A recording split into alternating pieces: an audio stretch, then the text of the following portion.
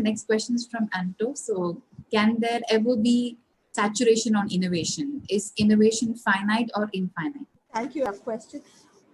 Which is, it actually makes you think, because, at some point you want to stop everything and say, hey, you know what, haven't we innovated enough?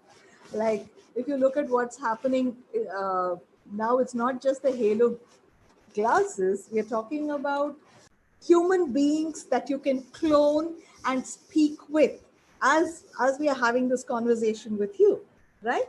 So, and that's the time when you want to step back and look at this entire thing and say, how far have we come? Isn't it good enough? Do we really want to explore anything more? And so when you look at that, you realize, I think this is enough. I remember one of my experiences a couple of years ago. I was checking into a hotel in some country, and there was nobody out there. There was just a robot doing everything for me. For a moment, I was excited. I looked at it and said, how fascinating is this? And then I was like, I'm just not okay with it also.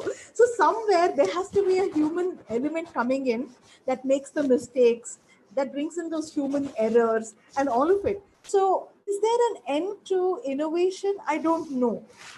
Because sometimes you feel that you've kind of reached a saturation point. But again, if you look at the kind of problems that currently exist, whether it is in the medical space or whether it is in the environmental space, I think there is a lot of room for innovation to be brought in, because there are a lot of problems that have not been solved. So we would like it to, come to an end sometime, but the problems are not stopping, and that's why innovation will have to continue. Did that answer your question, Anto? Yeah. Very well. Only one point. Where does contentment come? See, we are looking for innovation all the time. Will there be at any point of time what is called stability? Yeah. Will we be content with what is there? Yeah. And will we be becoming kind of, insatiable kind of, kind of a thing? You get a sense of what I'm saying? Yeah, absolutely. And I'm also connecting it back to, experiences. One of it is that as long as people see problems or identify problems and, look at ways to address it, right, overcome it, I think contentment will be there, but there is also a need beyond. I like what is happening, but I also want something more, which is not wrong, right? But it also is about how much do I like what I'm already going through? Does it mean that I've got to get that other thing without which I'm not going to be content?